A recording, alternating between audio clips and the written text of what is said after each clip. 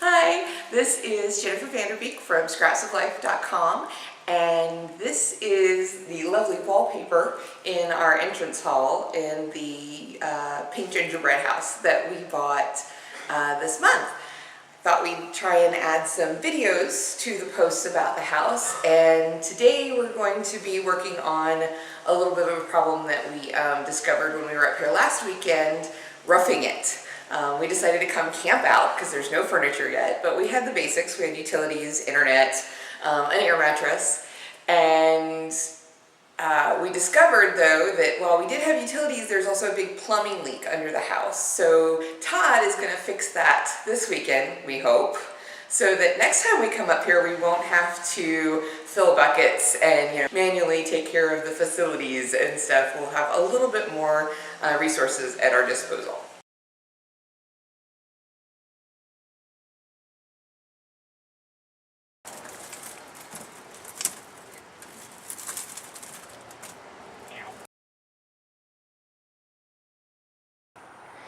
Okay, so we've got our supplies laid out to fix the piping thing. We think it's going to be a simple repair, just that the pipe has come loose from the elbow where it joins, and that's creating the problem. So what we've got is a torch to be able to do the soldering, the flux, the solder, some extra pipe just in case. There's the sandcloth or emery cloth there to rough up the pipes a little bit so they grip, work gloves, of course, pipe cutter, and a loaf of bread. What does a loaf of bread have to do with fixing a plumbing problem other than feeding your crew?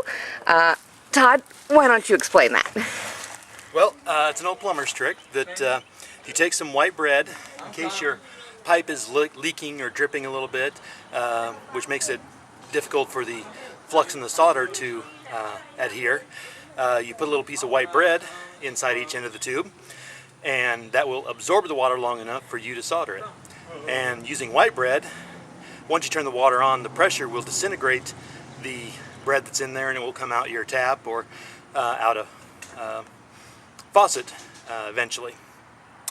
You don't want to use wheat bread for this purpose, obviously, because wheat bread will have grains in it that will stay in your pipe, which you do not want. So must be white bread. And that is what white bread has to do with soldering pipes. Thank you, Rennie.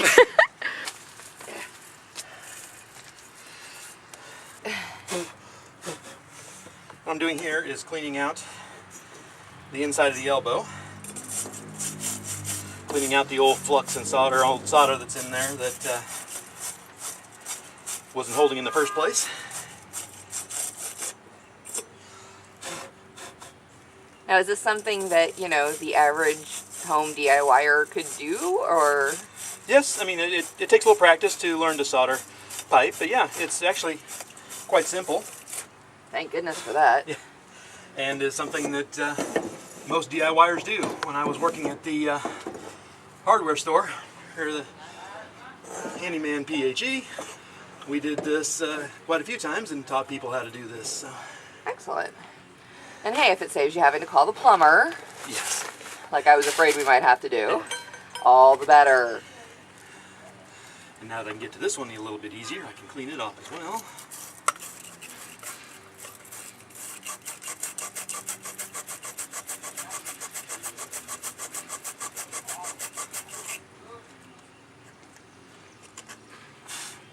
Oh, so that's what that little cappy thing was. That was to clean the outside of the pipes? It's got yeah. Little bristles inside, kind of similar to that, just the opposite. Okay. And yep. Have the male and female of pipe cutters, or cleaners. Yep.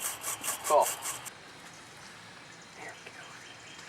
I can see the reason it came apart is because they didn't have it seated all the way in when they soldered it.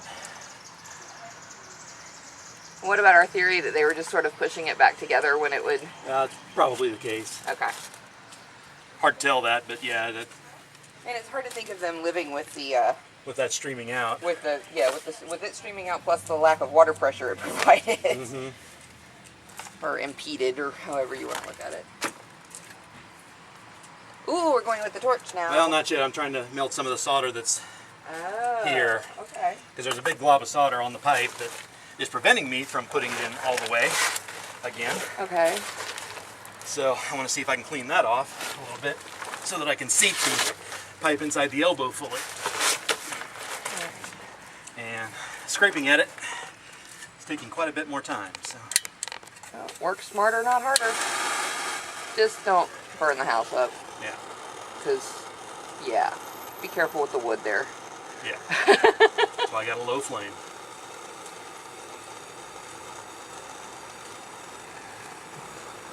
Camera.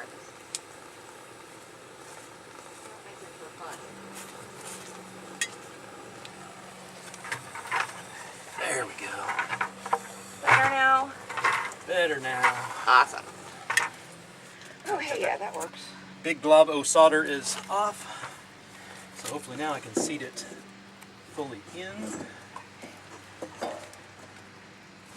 Yeah, where are we bringing it? Alright, it's close up on the...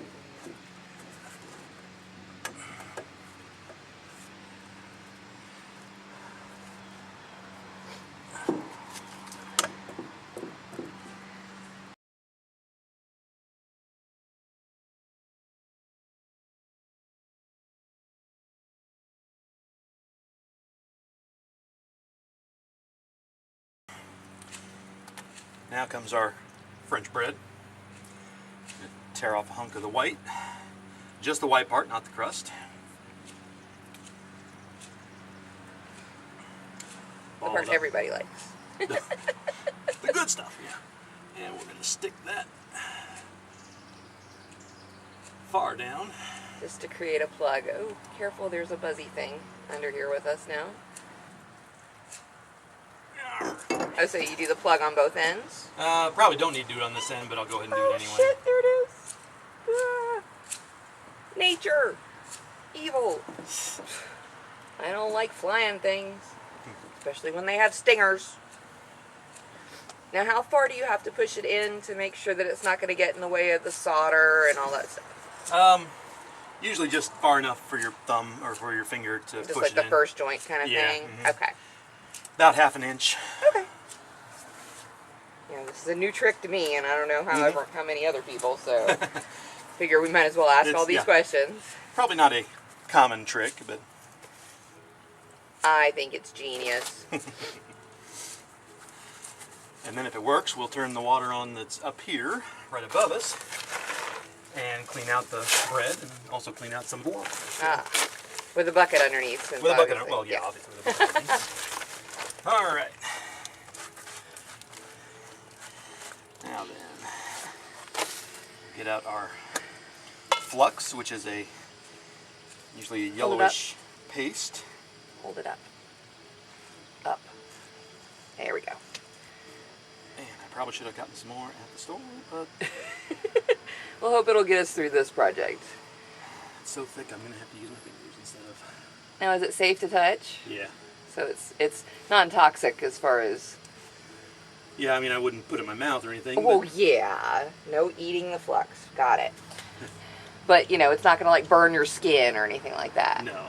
So what is flux? Is that just, like, the protectant? Because it's not the solder. The solder is different, right? Right. It is a... I'm not sure if I entirely know Oh.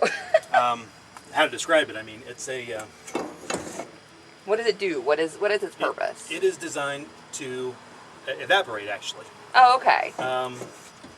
It fills up, you put it on the pipe and it fills the space, and as the heat on the joint starts to melt the flux, it evaporates, and that's when you put the solder up, so it pulls the melted solder into place.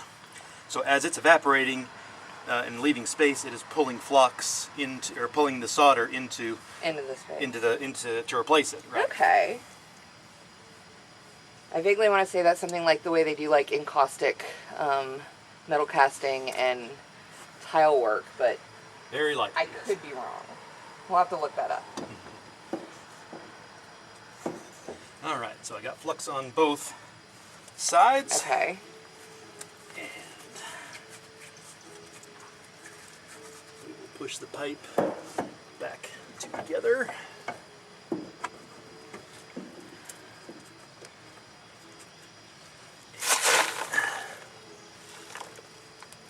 Push it into place.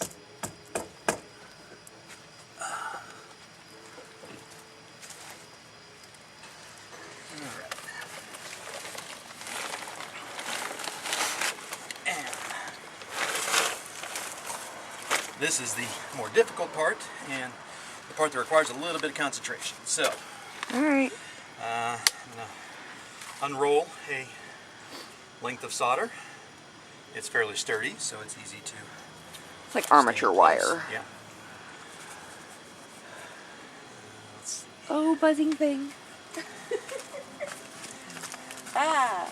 I will start my torch. That's a bee.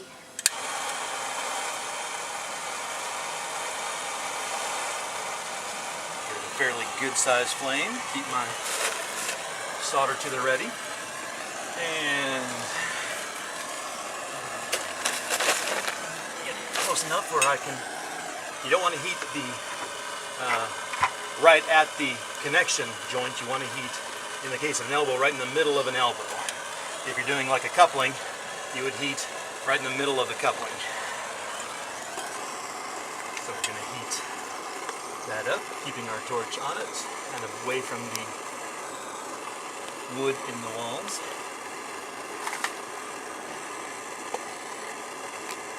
And I'm just keeping the solder up against the joint. I'll be able to tell as soon as it pulls it in.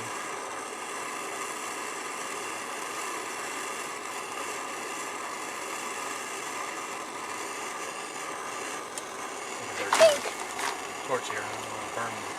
Okay, and the solder's melting. It's pulling it in.